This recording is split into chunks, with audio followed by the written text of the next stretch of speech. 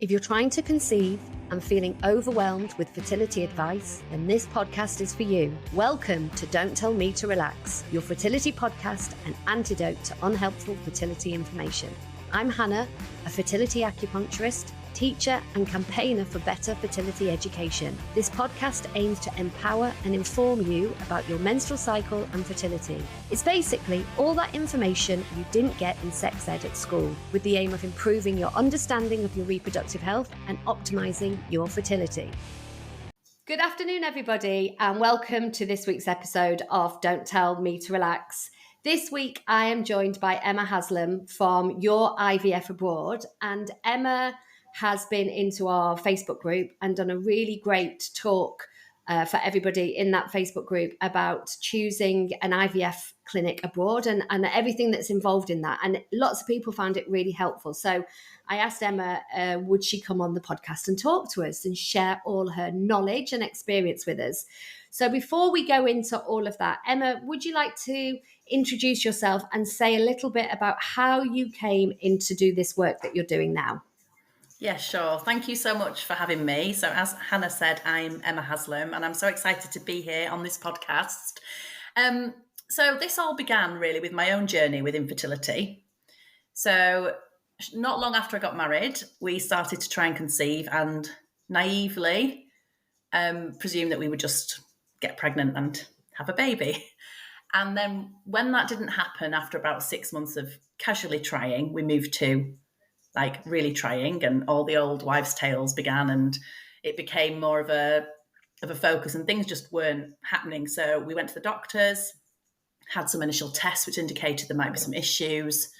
So then we were referred to gynecology and told after some more investigations that I had low AMH and was perimenopausal at the age of 35, I think. And my husband, Adam, he had low testosterone, low motility, and low sperm count. So we were told that the only way in which we could get pregnant and have a baby would be through IVF. And we were given a 3 to 5% chance of that happening, which was utterly devastating because, again, maybe naively, I wasn't in this world then. I was like, okay, well, if we're not going to be able to have a baby naturally, then we'll have a baby through IVF. And IVF, as we know, unfortunately doesn't always work. So to be given such low chances with IVF was a massive blow. And then we were given the other blow, which was that I needed to go away and lose 6 stone in weight to qualify for fertility treatment. And while I was definitely overweight, I was fit and healthy. It kind of had no impact on my fertility. And I think with a diagnosis of low AMH, time felt like it was ticking, and I didn't feel like I had the time to go away and lose such a large amount of weight. And I also didn't know actually if I could go away and lose such a large amount of weight. I wasn't offered any help to do that. I was just told to kind of go away, get on with it, and ring us when you've lost the weight. So quite unbelievably, I managed to, over a couple of years, 18 months, 2 years, lose that weight, which was really, really hard, especially as someone who's a comfort eater. Well, I'm just a general eater. I just love food. But, it was one of my comfort and my coping mechanisms. So it was hard to kind of have to focus on that when I had all the infertility stuff going on around my mind as well. But then I rang them to say, hey, I'm ready. And then they were like, I'm really sorry, but the rules in our area have actually changed in the time that you've been away. Nobody thought to tell me that. I suppose it's just not how the system works, but I feel like I wasted time. And if I'd have known that, then I would have perhaps started my journey with private fertility treatment sooner. But anyway, that's where we were. That was probably the lowest point on the whole thing for me, because it just felt like a real kick in the teeth. I'd done what they'd asked, and then I still wasn't able to get NHS treatment. So we came away from that appointment really upset and angry and confused about what to do. We didn't have any money. But we were very fortunate in that my parents offered myself and my husband a room in their small house to move in and to be able to save up for fertility treatment. So we literally put everything on hold, holidays, all the fun stuff, and began to save, which I know is a privilege to be able to do that.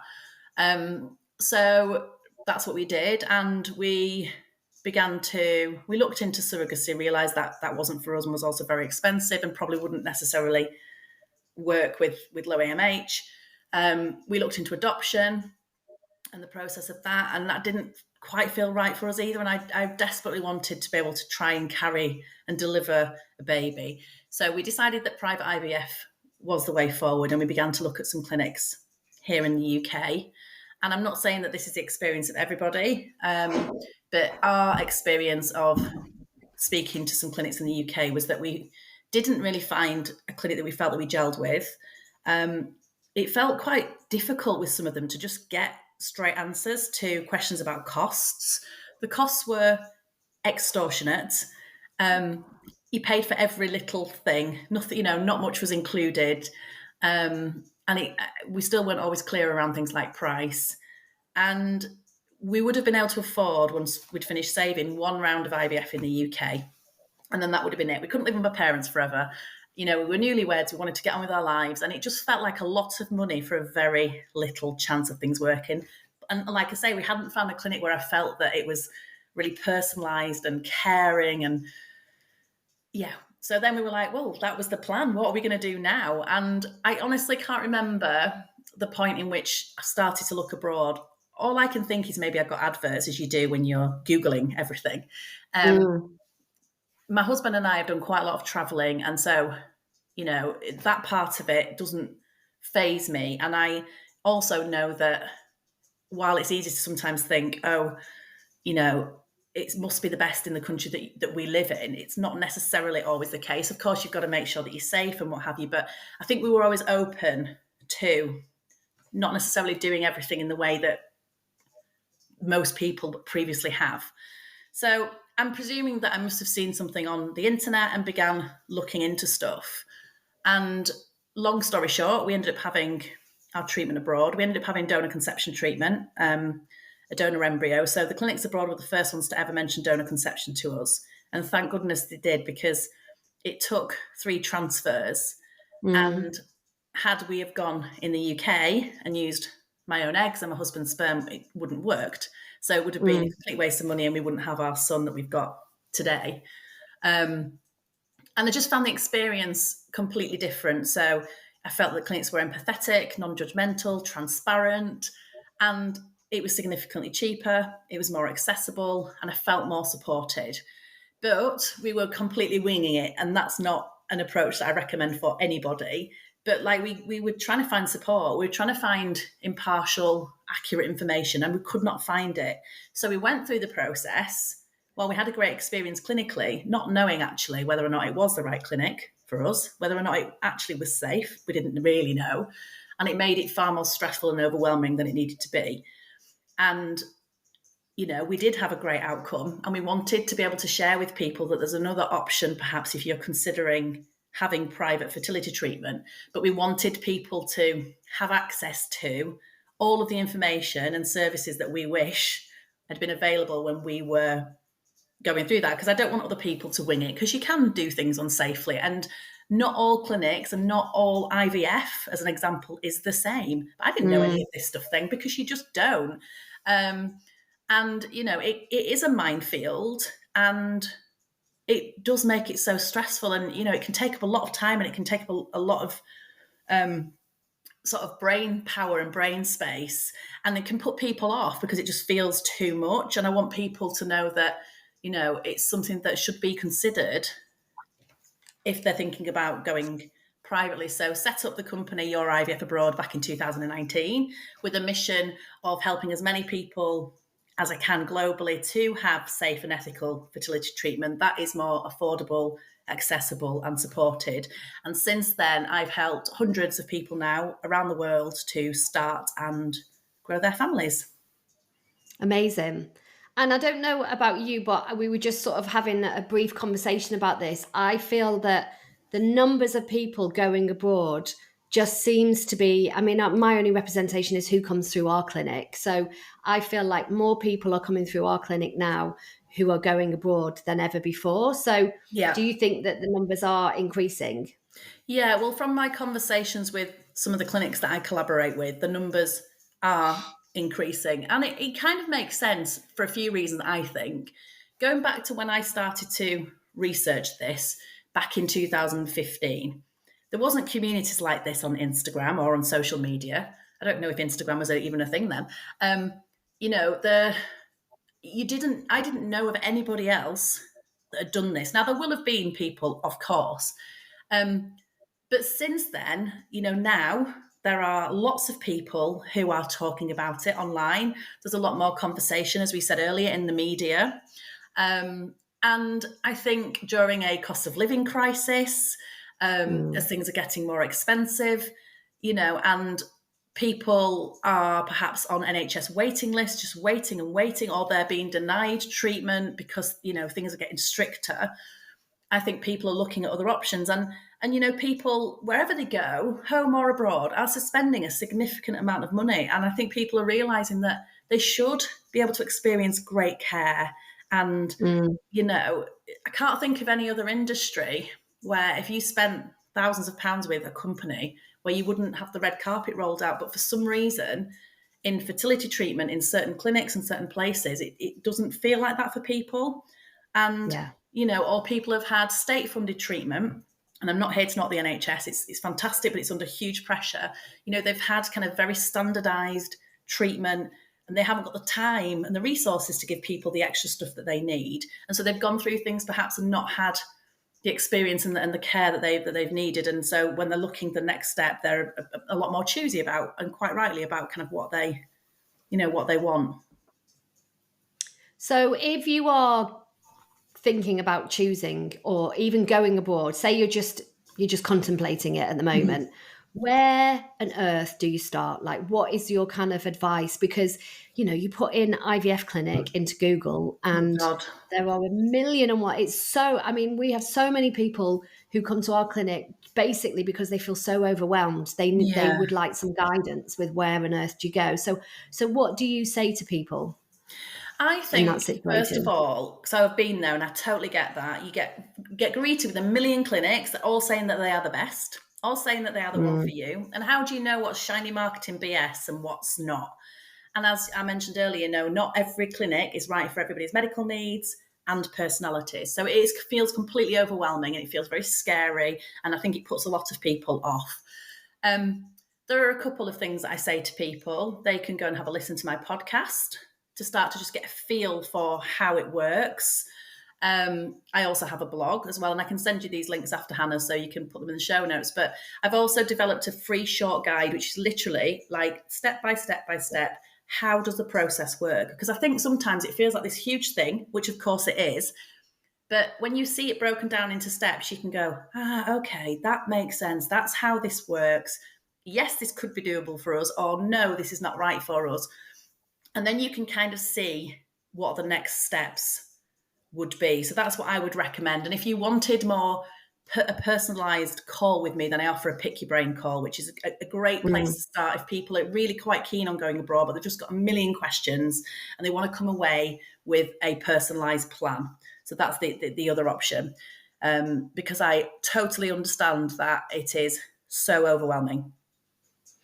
And in terms of clinics abroad, because obviously we have lots of people who are, I think the main countries that we see people through are, there was a time when we saw lots of people who were going to the Czech Republic. At the moment, we see lots of people going through Spain and lots of people going through clinics in Greece. Yeah. And are there different regulations? We have the HFEA who governs the British fertility industry. What is it like in Europe, and is it different for different countries? Or ESHRA, who's the European equivalent, do they oversee all clinics abroad? Like, how does the sort of regulation work?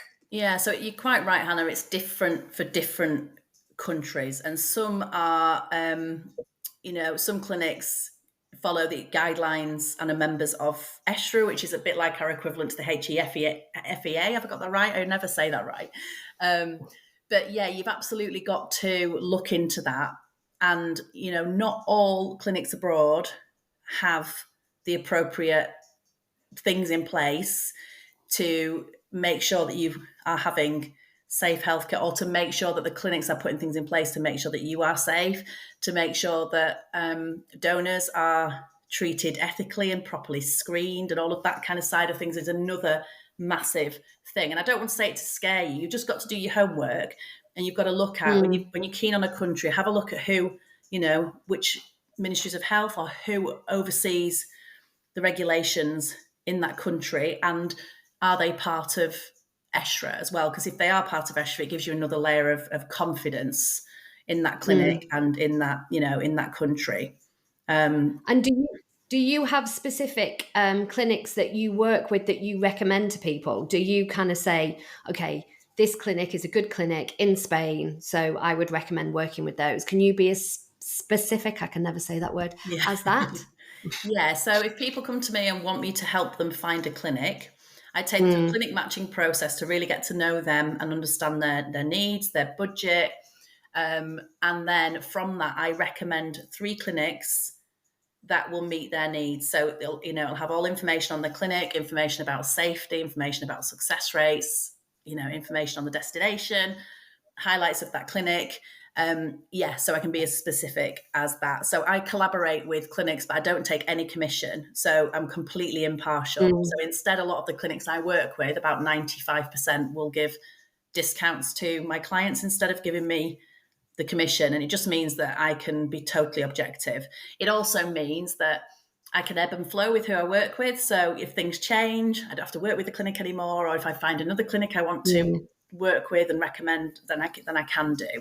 And it just means that it cuts down a lot of time for people. They know that they're reading accurate information. They know that I understand which clinics are good at what, both from a medical point of view in terms of specialisms, but also from what they like to work with. Not every clinic suits every person in terms of how they communicate. Different personalities need different things. Different people who have experienced different things need different things in a clinic. And I don't believe in a one size fits all. Yeah, absolutely. And I guess what we see here is that lots of people do quite a lot of their treatment in the UK. So they might do scans, they might have Zoom consultations. And then often what we see is that they fly over for egg collection and fertilization, and they stay out for transfer, or if they're freezing, they fly back and then they fly back out again. Is that the general pattern, or do people go out for longer? That would be the general pattern for my clients in the UK and Ireland, for sure. There are some exceptions, or if I have clients who are coming further afield, let's say they're coming from America, then they would just go generally for everything, because it just makes sense with things like jet lag. So you can go and have everything done. You could start your initial monitoring out there right through to the end of your treatment, get your medication out there. That works well for some, but most people want to spend as little time away as possible. So like you said, Hannah, they would start their medication, their initial monitoring in their home country, liaising with the clinics via email, have their Zoom consultations with the doctors, and then, fly out prior to, let's say, egg collection, and then be out there. So typically somebody who might be having a fresh own egg cycle of IVF might be required for sort of 10 to 12 days. For a frozen transfer, you'd be looking at a couple of days, and for a donor fresh transfer, you'd probably be looking at about a week. And if you have a male partner, then technically speaking, they're only needed to be there usually for 1 day. Most people, if they have a partner, want them to be there for the full time, but sometimes that's helpful to know, because it gives people options if perhaps they both can't be away from home for as long. And it's also interesting, isn't it? Because I live in London, so we have obviously lots and lots of choice of clinic here, and lots of clinics that have, like you say, they specialize in different areas, or they're kind of particularly good at treating people with certain underlying conditions, or all that kind of business. And what I hear from when I work with people from outside of London is that there are fewer choices of clinics. So people up north, people in Scotland are like, we don't have that kind of clinic, and lots of people do actually travel down to London, and obviously it's London, so therefore it's bloody expensive. And so actually, in many ways, if you're coming down to London for treatment, flying abroad is kind of a very similar situation, is it? I've had people who've come down and stayed in Airbnbs here for 2 weeks, whereas you could do that and go abroad. Oh yeah, 100%. Or the other thing that people do is, and I get this, is they go, so let's take where I live, for example, in the Yorkshire Dales, in the north, you've kind of got Leeds and Manchester. And so you look and people go, Yeah. right, well, do I go to Leeds or Manchester? Because they're basing it on geography, which makes sense in a lot of ways. But in a lot of ways, it just doesn't, because you're basically saying, Yeah. is that clinic or that clinic? Well, how do you know that's the right clinic for you? And a lot of it is because we don't Yeah. know. And so you can Yeah. end up going somewhere that is wrong for you and costing you more as well in the long run, both emotionally and financially. And so it feels easier, doesn't it? Because it's just down the road. But actually, in the long run, I don't think it is easier for people. And as you said, if people are going to be willing to travel to London, say from Scotland or from where I live, well, then you absolutely may as well just go abroad, because, it's a very expensive city, and, it's going to take you a while potentially to get down there from Scotland anyway. Yeah. Yeah. And that's a really good point. And I think one, hopefully, that will come out across the whole series of this podcast series. How many times can I say it? Because what I think is really important to know is that fertility IVF is different. Yeah. You sort of think of IVF and you assume that IVF is just IVF and that's that. Yeah. A bit like, I don't know, if you broke your arm, you'd go and have your arm in a cast, and it would be the same wherever you were, whatever hospital you went into.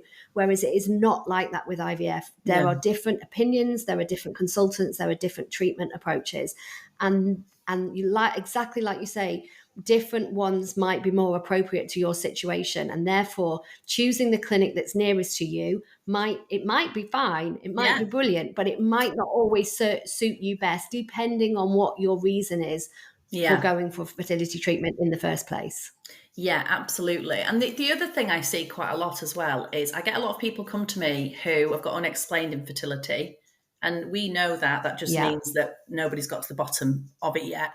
The NHS gives people that, that label quite a lot, because I suppose they've not got the resources to be able to do all the tests and things. And what I like about the clinics abroad, and I can't compare this to them in the UK because I don't know, is that, some people come and say they want IVF, and we'll talk through things, and I'm not medically trained, but can maybe sometimes see that perhaps there might be other tests that might be worth that couple or person trying first.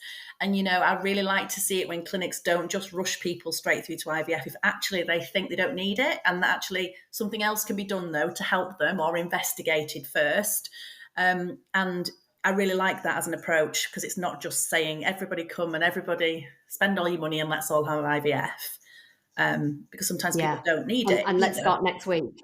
And let's start next week, and the thing is, everybody wants to get going as soon as possible, don't they? And I obviously totally get that, because I've been there.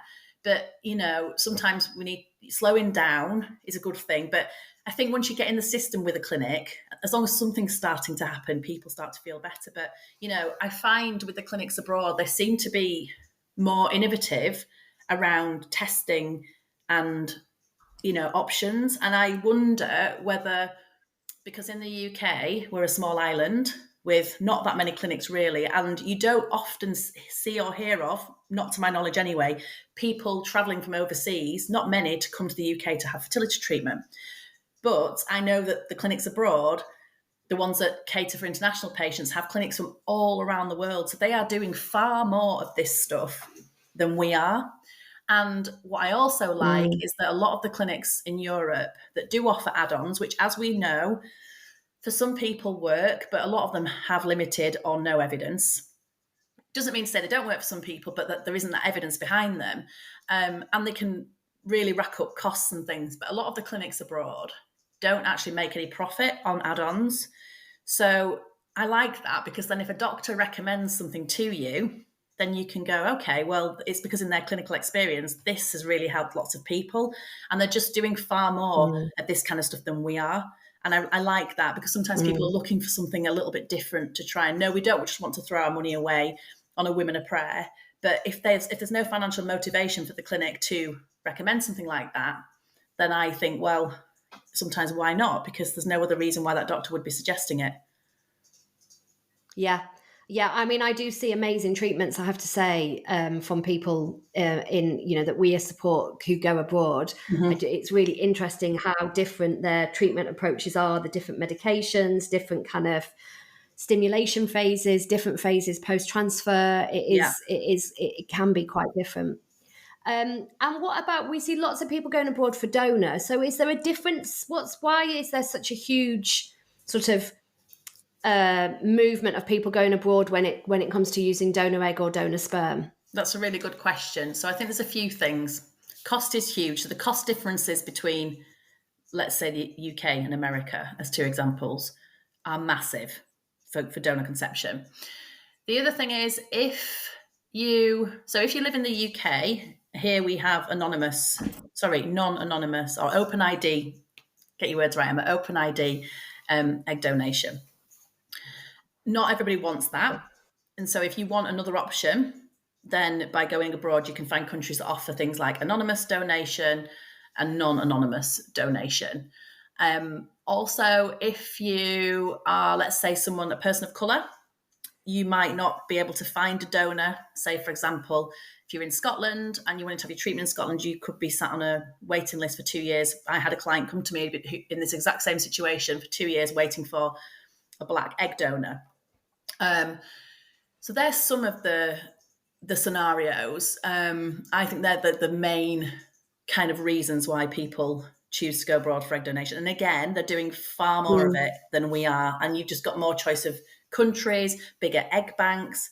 And so, more access to, donors. So you're not working from possibly a small pool of donors, you're working from a bigger pool of donors. Now, when it comes to sperm donation, some clinics use the same sperm banks as what they would in the UK. So that's not necessarily a factor. It is more so for egg donation for sure. And for those kind of, like I say, cost differences, and for people who want choice around the type of donation that they go for. And so on average, I mean, we've sort of alluded to price, haven't we? What's the kind of, do you know, like, I mean, I know it will vary, but how much cheaper is it if you go abroad, as a rough guide? It does depend on where you go. It is very, very hard to say. Like for like, it should be cheaper, even with flights and accommodation, depending on where you already live, depending on where you're going to. There are often a lot more things included in the price, the baseline price of having your treatment abroad. So it's good to get a real understanding from clinics, like what's included, what's not included, so you can more accurately compare. Because what often happens with UK clinics is people sometimes come to me and go, oh, I've got this price. But then I'm like, oh, what about freezing? What about storage? What about your consultations? What about your scans? And actually it appears on paper not to be that dissimilar, but actually in reality it is. And if you think about this potentially as a cumulative process, people often need more than one go at it, unfortunately. The cost savings then kind of add up.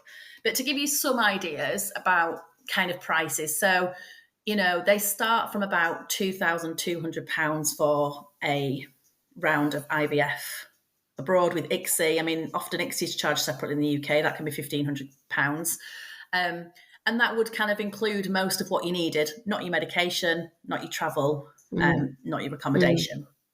And egg donation can start from, let's say, about £4,000 upwards, and sperm donation from about £400.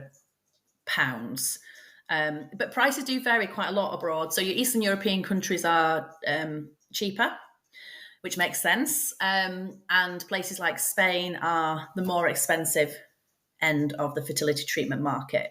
So, but you should still save money. But it's really interesting. I get some different groups of people that kind of come to me. Some it is absolutely about budget, and others it's about getting that best value treatment. They don't necessarily want cheap; they want good value for their money, and they want the best care. And it's also thinking about what kind of clinic you're comparing. Are we comparing a top class clinic in London to a top class clinic in Greece or Spain or Portugal or wherever? Or are we comparing somewhere that's more of your kind of run-of-the-mill clinic in the UK to somewhere fabulous abroad? So there are variances for sure. And, in terms of travel, it's like anything.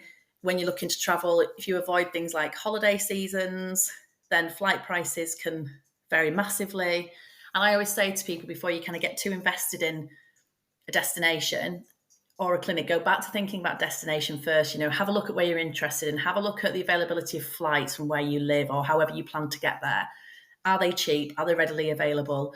What's accommodation prices like based on the standard that you want? And that gives you a little bit of an idea as well. But you would work through that in the Great. program. Sorry.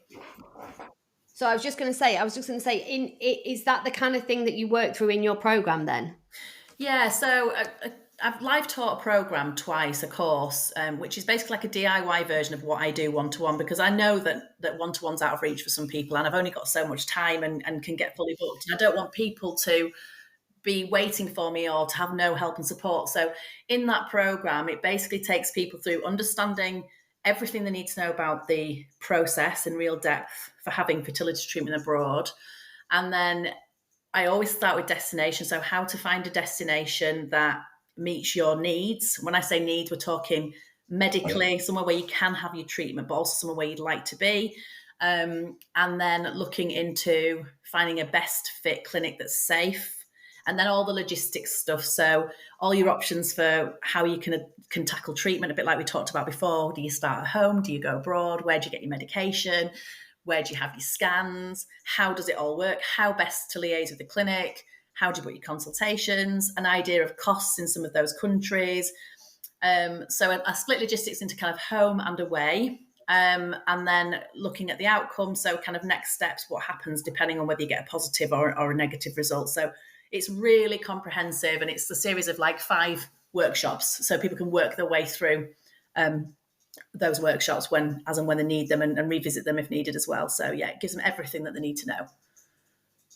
Amazing, because that's the thing, isn't it? I think if you are thinking about it, you want to gather as much information as you possibly can and be guided so that you've got, you're making a really informed choice and a really informed decision, which I think is important. It's so important to me. And I think because we didn't have that, I really want people to have that information. So it's suitable for people if they're unsure if they want to go abroad, or, if they know that they want to, and they just want to know kind of what to do next, and then next, and then next, and then next. So, it's something that is, once somebody buys it, they literally get access to it right away. So they're not waiting for me to have to live teach it once a year, which is not actually that helpful. Oh, well, that's brilliant, Emma, because what I'll do is I will put your podcast and I'll put your course on your website, because I know you've got a load of free resources as well for people. So I'll put all that information on the show notes, and then people can get in contact with you directly, I presume through Instagram or through your website, if they want to find out more and work with you. Yeah, absolutely. My inbox is always open. I love hearing from people, or you can get in touch via the website. And I've also just launched a free online fertility pharmacy service as well. So even if somebody listening to this decides to have their treatment in the home country, you can still come along and get a no obligation quote, because I found in my experience of getting my own medication and also helping hundreds of people around the world to do the same, that it is not always an easy process, but actually we've made it easy for people. Medication shortages are not really a thing. My pharmacist that I collaborate with has had IVF, so he's very service focused. He totally gets how horrific going through this is, and often he's the cheapest too. So that's another option for people as well. Even if I don't get to work with you kind of one-to-one or through my program, do go check out my free stuff, because there's lots of stuff there to help you. And it's about what Hannah said. It's about you not saying everybody should go abroad. It's about saying, if you're going to be having private treatment, consider your options, because it might be right for you and it might be a really good decision. By saving money, that might just be the difference, like it was for me, between having a baby and not. And there are some fantastic clinics out there. And actually being away from home for me was really lovely, and gave me another distraction. And, you're not at the clinics all the time. So I was able to go and enjoy myself. It's not the same as having a holiday before all of this nonsense, but, it is quite nice to be away from home. It was for me anyway. So I just want people to have more choice and have more information to make those important, informed decisions that are right for them. Amazing. Well, thank you so much for coming on and sharing all that knowledge with us and experience. It's really lovely to speak to you as always. And you, thank Like I said, you. I'll put all the information on there, and we really hope that you found this episode helpful, and we will be back next week. So we will see you then. If you've enjoyed listening to this and want to find out more, then come and join my free community in Facebook. We have loads of resources. You can catch up on all our previous webinars and be the first to know about forthcoming events. To sign up, just follow the link in the show notes. And if you'd like to work one-to-one with myself or one of the team, then please see our website, hannahpern.com, where you can book in directly or organise a discovery call to find out how we can support your fertility and your reproductive health.